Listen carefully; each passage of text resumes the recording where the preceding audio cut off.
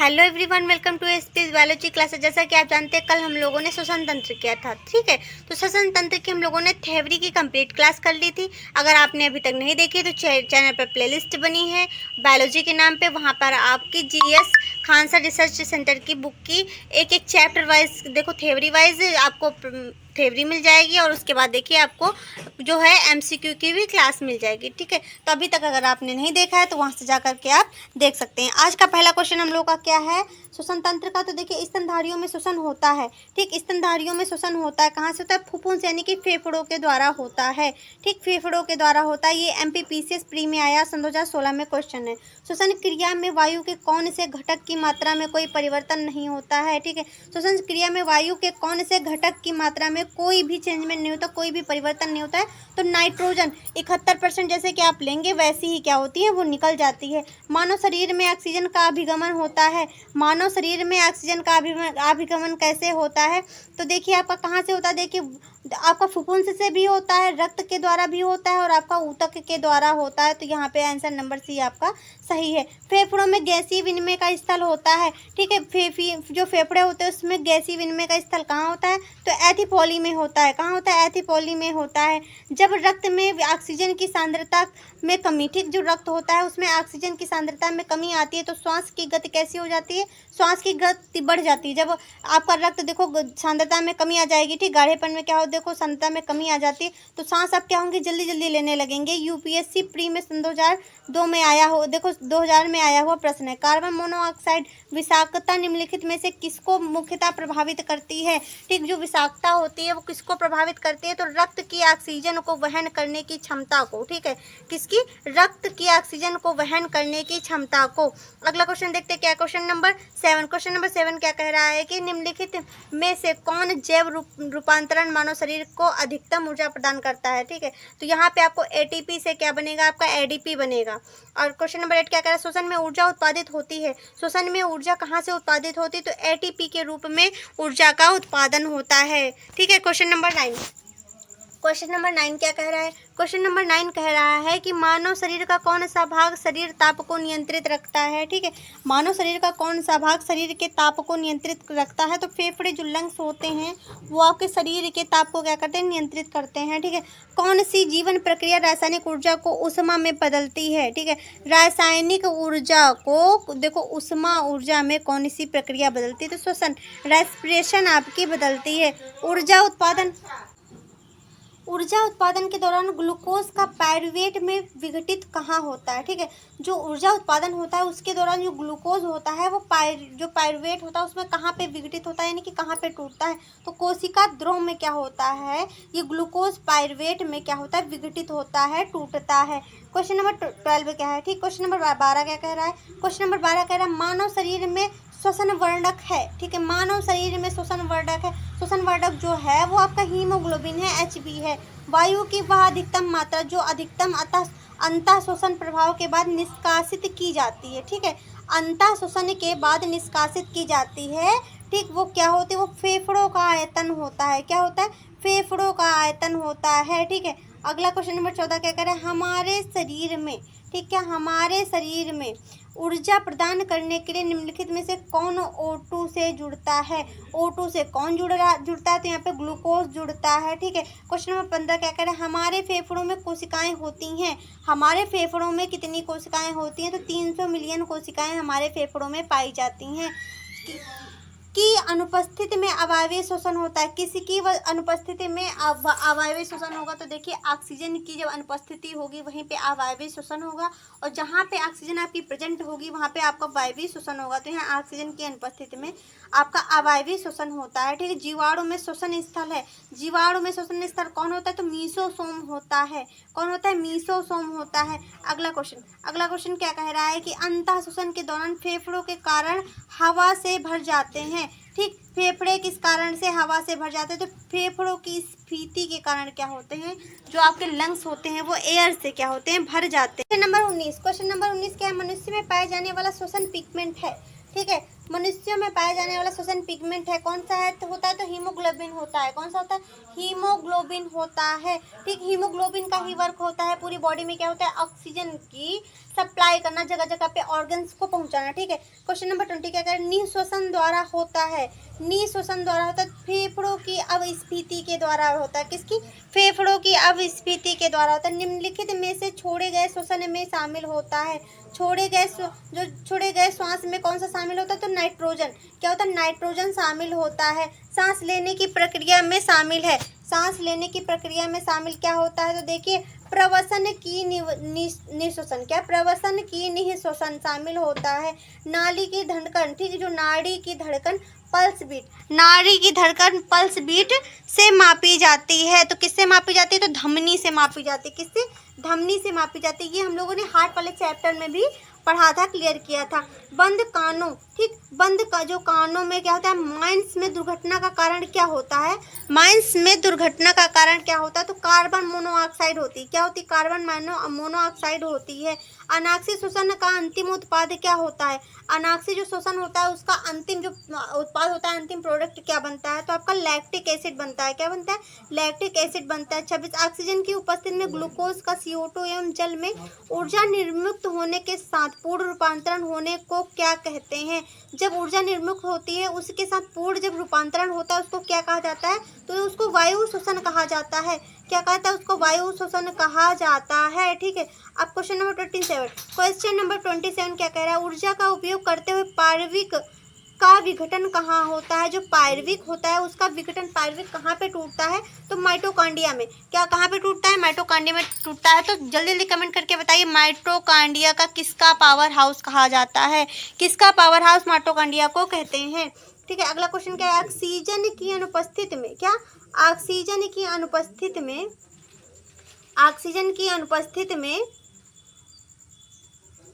Substrate के अपूर्ण विघटन को कहा जाता है। किसको? सबस्ट्रेट के अपूर्ण विघटन को क्या कहा जाता है? तो अनाक्षी श्वसन कहा जाता है। क्या कहता है? अनाक्षी श्वसन कहा जाता है। ये सीपीओ एसएससी सीपीओ परीक्षा में 2004 में 2006 में आया हुआ प्रश्न है। कोयला की खान में प्रमुख प्रदूषक गैस होती है। जो कोयला की खानें बनी होती है इसमें जो प्रदूषण का कार्य कौन सी गैस करती है? तो आपकी सल्फर डाइऑक्साइड करती है। ये आपके जो है LAP में सन 2018 में आया हुआ प्रश्न है। 31 क्वेश्चन नंबर 31 क्या कह रहा है? ऊर्जा उत्पादन के दौरान जब हमारी मांसपेशियों की कोशिकाओं में ऑक्सीजन की कमी होती है। ठीक, जो हमारी मांसपेशियों की जो कोशिकाएं होती हैं उसमें क्या होती है? ऑक्सीजन की कमी हो जाती है। तो 6 कार्बन अणु में परिवर्तित हो जाते हैं। जो 6 कार्बन अणु होते हैं वो 3 के कार्बन अणु में क्या होते हैं? परिवर्तित हो जाते हैं। Question number 32। क्वेश्चन नंबर 32 क्या कह रहा है? क्वेश्चन नंबर 32 कह रहा है मनुष्य 1 मिनट में कितनी बार सांस लेता है? मनुष्य 1 मिनट में कितनी बार सांस लेता है? तो 16 से 18 बार लेता है। ठीक है, BPSC प्री सन 2018 में आया हुआ प्रश्न है। सन 2033 श्लेष्म। ठीक, क्वेश्चन नंबर 33 श्लेष्मा झिल्ली की सूजन को कहा जाता है। जो श्लेष्मा झिल्ली होती है उसकी सूजन को क्या कहा जाता है? ब्रोंकाइटिस कहा जाता है। क्या कहा जाता है? ब्रोंकाइटिस कहा जाता है। मानव श्वसन में क्या छोड़ा जाता है? मानव जो श्वसन होता है उसमें क्या छोड़ा जाता है? लेते तो हम लोग ऑक्सीजन पर छोड़ते हम लोग कार्बन डाइऑक्साइड है। ये बिल्कुल बच्चों वाला क्वेश्चन है, तो छोटे छोटे क्वेश्चन भी आप देखते चलिए साथ में, क्योंकि कभी कभी होता है कि यही क्वेश्चन क्या होते हैं आपके गलत हो जाते हैं। जीवों में होने वाली उस प्रक्रिया को कहते हैं जिसमें भोज्य पदार्थ का अपघटन या ऑक्सीकरण करके ऊर्जा प्रदान की जाती है। तो उसको क्या कहते हैं? तो उसी को कहते हैं श्वसन। क्या कहते हैं? श्वसन यानी कि रेस्पिरेशन कहा जाता है। क्वेश्चन नंबर 36 क्या कह रहा है? श्वसन की संपूर्ण क्रिया को संपन्न करने के लिए जटिल जीवों में क्या होता है? जटिल जीवों में क्या होता है? तो श्वसन तंत्र आपका रेस्पिरेटरी सिस्टम पाया जाता है। क्वेश्चन नंबर 37 क्या कह रहा है? निम्नलिखित में से कौन संपूर्ण श्वसन प्रक्रिया का एक भाग है? संपूर्ण श्वसन प्रक्रिया का भाग कौन सा होता है? तो देखो, बाह्य श्वसन भी आपका होगा, गैसों का परिवहन भी होगा, आंतरिक श्वसन, यानी कि इनमें से सभी ये तीनों आपके क्या होते हैं? श्वसन प्रक्रिया का, संपूर्ण श्वसन प्रक्रिया के क्या होते हैं? भाग होते हैं। Question number 38। क्वेश्चन नंबर 38 क्या कह रहा है? कि श्वसन का एक प्रकार है जो ऑक्सीजन के उपस्थिति में होता है। तो देखो, वायवीय श्वसन जो होता है वो वायु यानी कि ऑक्सीजन की उपस्थिति में होता है। तो यही होता है, ऑक्सीजन की उपस्थिति में श्वसन का भाग होता है। क्वेश्चन नंबर 39 हम लोग देखते हैं। देखिए, श्वसन का वह प्रकार, श्वसन का वह प्रकार जो ऑक्सीजन की अनुपस्थिति में होता है। देखो ऑक्सीजन की जहाँ पे प्रेजेंस होगी तो वह होगा आपका वायवीय श्वसन, ठीक है। जहाँ पे ऑक्सीजन की अनुपस्थित होगी वही आपका क्या कहलाएगा, अवायवीय श्वसन कहलाएगा। अवायवीय श्वसन से मतलब समझ ले जहाँ पे वायु नहीं है, क्या जहाँ पे वायु नहीं है। क्वेश्चन नंबर 40, उभयचर सरीसृप पक्षी और स्तनधारी द्वारा श्वसन करते हैं, ठीक है। उभयचर जो होते हैं, सरीसृप जो होते हैं, और आपके जो पक्षी और स्तनधारी यानी मैमल्स। सबसे पहले जहाँ मैमल्स आ जाए वहाँ पे खुद को लगा लीजिए। मैमल्स में क्या होता है, जैसे मनुष्य आपके आते हैं, हम लोग मैमल्स में ही आते हैं, ठीक है। तो हम लोग कहाँ से सांस लेते हैं, तो फेफड़ों से लेते हैं, गिल से तो नहीं लेते हो। पानी में जाकर के क्या, पानी में जाकर के अपने गिल्स खोलते हो, गिल्स हैं भी आपके, तो ऐसा तो नहीं है ना। तो हम लोग कहाँ से सांस लेते हैं, हम लोग फेफड़े से सांस लेते हैं। निम्नलिखित में से कौन एक श्वसन सतह का एक गुण नहीं है, ठीक। सतह का एक गुण नहीं है। यह पतला होना चाहिए, इसके सतह का क्षेत्रफल अधिक होना चाहिए, इसकी सतह नम होनी चाहिए। तो इसकी सतह देखो कैसी होती है, देखिए ना पतली होती है, ना क्षेत्रफल अधिक होता है, ना नम होती है। कैसी होती है, सूखी होती है। कैसी होती है, सूखी होती है। मनुष्यों में किस प्रकार का श्वसन होता है, मनुष्यों में जो होता है फुफ्फुंसीय श्वसन होता है, यानी कि हम लोग फेफड़ों से सांस लेते हैं। हम लोग किससे सांस लेते हैं, तो हम लोग फेफड़ों से सांस लेते हैं। निम्नलिखित में से किसमें फुफ्फुंसीय और क्यूटेनियल दोनों प्रकार का श्वसन होता है। क्यूटेनियल और फुफ्फुंसीय, यानी कि देखो क्यूटेनियल की जो होती है स्किन से सांस लेना, तो जो आपके केचुआ जो मेढक होता है ये आपका देखो लंग से भी सांस लेता है और स्किन से भी सांस लेता है। निम्नलिखित में से कौन मनुष्यों में श्वसन तंत्र का एक भाग है, कौन भाग है, तो देखो फेफड़ा, श्वासनली, स्वरयंत्र, ये तीनों क्या होते हैं, श्वसन के भाग होते हैं, ठीक है। क्वेश्चन नंबर 45, मानव शरीर में कौन जोड़े में नहीं पाया जाता है। जोड़े में देखो लंग्स आपके जोड़े में पाए जाएंगे, आंखें पाई जाएंगी, नाक दौर देखो दोनों क्या है, जोड़े में पाए जाएंगे। पर आपका यकृत होता है, ये जोड़े में नहीं होता, ये आपका एक ही होता है, ठीक। क्वेश्चन नंबर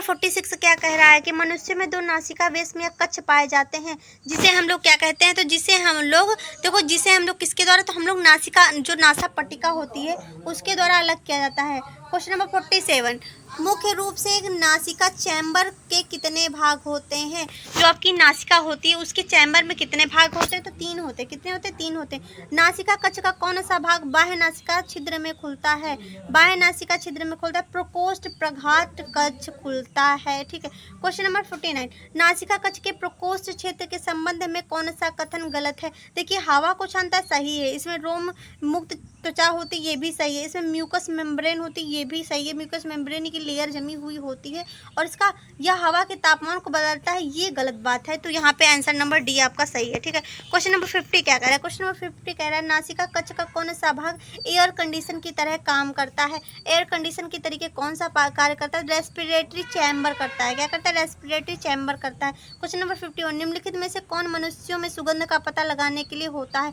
सुगंध का पता प्रगाढ़ क्षेत्र में लगाया जाता है, ठीक। कहाँ लगाया जाता है, प्रगाढ़ क्षेत्र में लगाया जाता है। क्वेश्चन नंबर 52 क्या कह रहे हैं, नासिका वेश्म या कक्ष की दीवार टेढ़ी मेढ़ी घुमावदार प्लेट की तरह होती, जिसे हम लोग क्या कहते हैं, तो कांची कहते हैं। क्या कहते हैं, कांची कहते हैं। नासिका कक्ष सबसे पहले में खुलता है जो वायु और आहार का उभयनिष्ठ मार्ग है, तो ग्रसनी कहाँ है, ग्रसनी में खुलता है, ठीक है।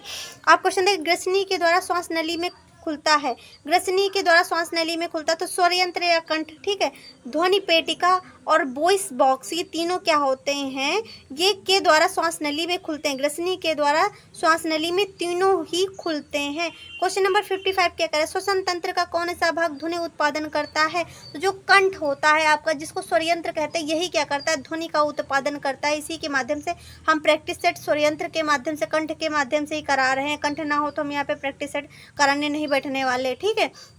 बोल ही नहीं पाएंगे तो कराएंगे क्या, ठीक है। स्वरयंत्र के प्रवेश द्वार पर उपस्थित एपिग्लोटिस का मुख्य कार्य क्या होता है। एपिग्लोटिस का मुख्य कार्य होता है कि देखिए सांस की नली और देखो और भोजन की नली क्या होती है, अलग अलग एक वहाँ पे एक स्थान पे मिलती, तो क्या करती, ढक जब खाना जाता है तो क्या करती, इधर इसको ढक देती है और सांस की उधर ढक देती है, ताकि सांस की तरफ क्या जाए, खाना ना जाए। सांस की तरफ अगर हल्का सा भी खाना चला जाता है तो हमें हिचकी आने लगती है, तो भोजन को सांस नली में जाने से रोकती है। नहीं तो भोजन के सांस नली में भर जाए, आप तो मर जाना है। जब सांस ही नहीं ले पाओगे, खाना भरा पड़ा हुआ है, तो मर तो जाओगे वैसे भी ना। श्वास नली की लंबाई कितनी होती है, श्वास नली की लंबाई कितनी होती है, तो 12 सेंटीमीटर होती है। कितनी होती है, 12 सेंटीमीटर होती है। श्वसन तंत्र का कौन सा भाग ग्रसनी को ट्रैकिया से जोड़ता है, ट्रैकिया से स्वरयंत्र जोड़ता है, आपका क्या जोड़ता है, स्वरयंत्र जोड़ता है। एडम्स एम्पल संबंधित है, एडम्स एम्पल जो है किससे संबंधित है, तो एडम्स जो एम्पल है वो आपका जो आपका एडम सैंपल है ये आपका देखो गर्दन से संबंधित है, ठीक है। क्वेश्चन नंबर आपका 60 क्या कह रहा है, क्वेश्चन नंबर 60 क्या कह रहा है, क्वेश्चन नंबर 60 हम लोग देखते हैं श्वास नली में उपस्थित अपूर्ण उपास्थीय वलय का मुख्य कार्य क्या होता है। तो श्वास नली को पिचकने से रोकता है, श्वास नली को क्या करता है, पिचकने से रोकता है। श्वास नली में उपस्थित अपूर्ण उपास्थीय वलय की संख्या लगभग कितनी होती है, जो वलय होती है उनकी संख्या कितनी होती है, तो 16 से 20 होती है। श्वास नली एक सीधा नलिका है, ठीक है, ऐसी एक सीधी नलिका है जो वक्ष गुहा में जाकर सबसे पहले दाएं और बाएं दो और क्या होती है, विभाजित हो जाती है। इसको क्या कहते हैं, प्राथमिक श्वसनिया कहते हैं। मनुष्य में एक जोड़ी फेफड़े होते हैं, ठीक है, एक जोड़ी फेफड़े होते हैं, वो कहाँ पे पाए जाते हैं, तो वक्ष गुहा में पाए जाते हैं, ठीक है। क्वेश्चन नंबर 63 हम लोगों ने कंप्लीट कर लिया। अब आगे के हम लोग क्वेश्चन देखते हैं। क्वेश्चन नंबर 64, क्वेश्चन नंबर 64 देखते हैं। फेफड़े के उस हिस्से को क्या कहते हैं जहां पर श्वासनी प्रवेश करती है, तो उसको हाइलम कहा जाता है। वायु कोश का एल्वियोलाई किससे संबंधित होता है, फेफड़ों से लंग्स से संबंधित होता है। वायु कोशिका वाहिनियां किसमें खुलती है, तो वायु कोश में खुलती है। कहाँ खुलती है, वायु कोश में खुलती है। मनुष्य के प्रत्येक फेफड़ा में लगभग कितने वायु कोश होते हैं, तो 300 करोड़ होते हैं। कितने होते हैं, 300 करोड़ आपकी क्या एल्वियोलाई पाई जाती हैं। मनुष्यों का प्रत्येक फेफड़ा 2 सतही झिल्ली से घिरा हुआ होता है, जिसे क्या कहता है, प्लूरा कहा जाता है।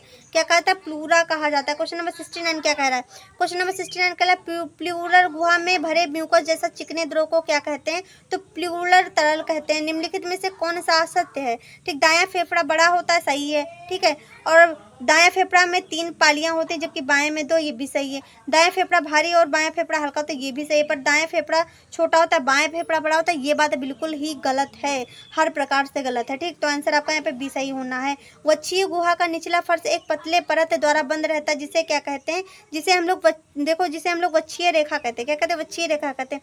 वक्षीय गुहा और उदर गुहा की कौन अलग करता है, तो इसको डायफ्राम अलग करता है। मनुष्य में कुल कितनी पसलियां पाई जाती है, 24 पसलियां पाई जाती हैं, ठीक। पसलियां अपनी अपनी गिन लीजिए कितनी पसलियां हैं किसके पास। अंतः शोषण के दौरान निम्न में से क्या होता है, अंतः शोषण के दौरान निम्न में से क्या होता है, पसलियां संकुचित होकर ऊपर और बाहर की ओर गति करती, सही बात है।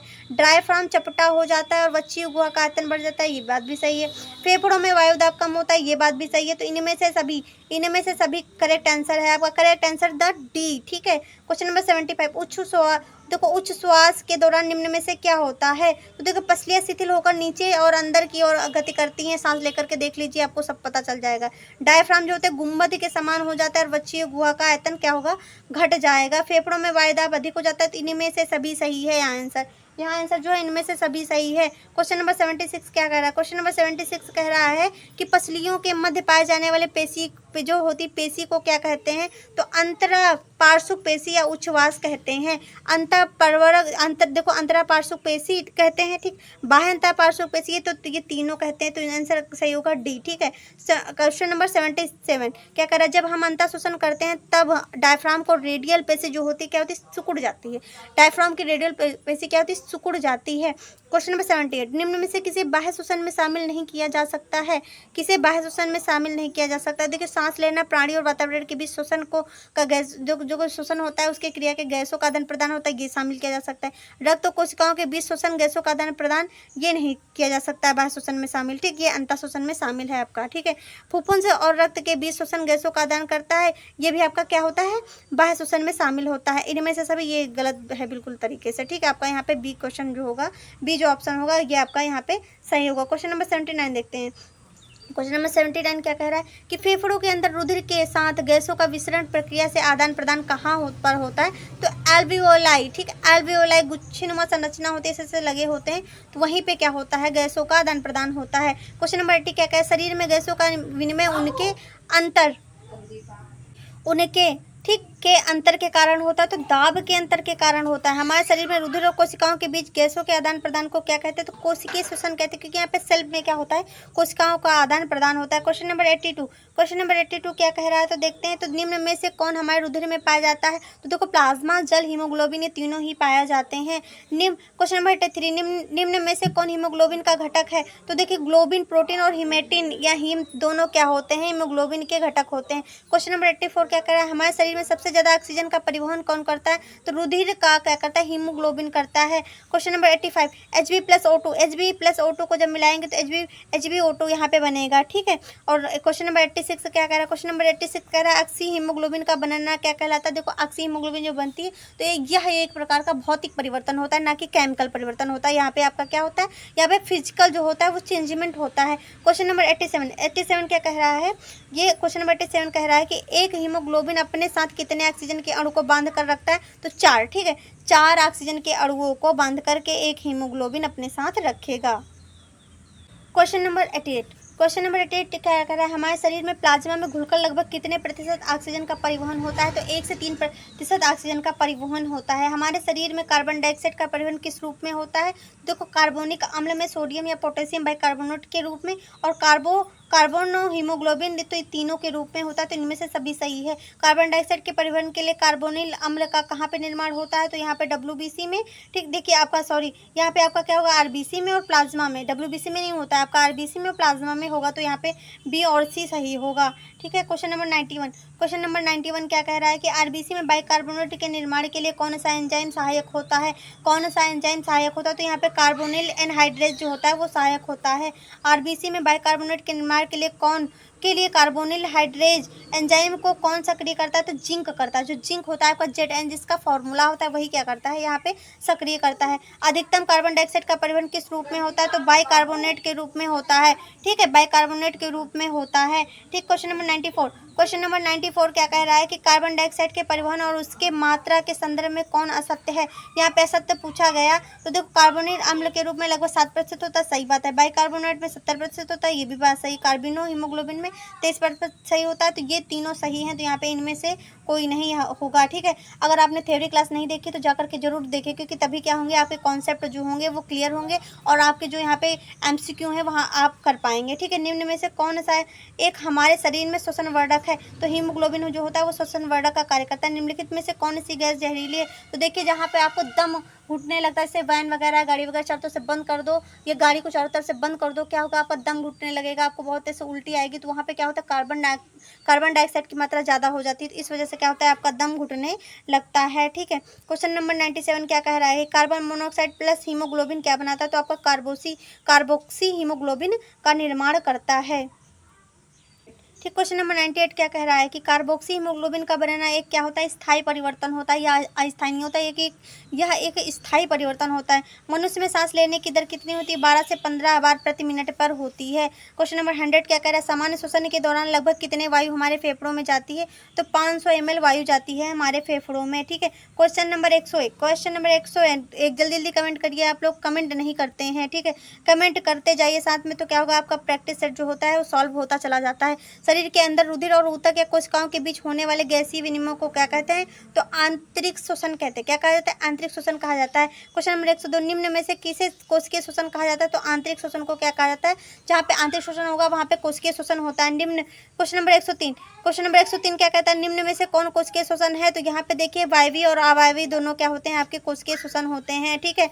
और फिर उसके बाद देखते हैं कोशिकीय श्वसन का पहला चरण क्या होता है? ग्लाइकोलिसिस जो होता है ये आपका पहला चरण होता है। क्वेश्चन नंबर 105 क्या कह रहा है? तो क्वेश्चन नंबर 105 देखते हैं क्या कह रहा है।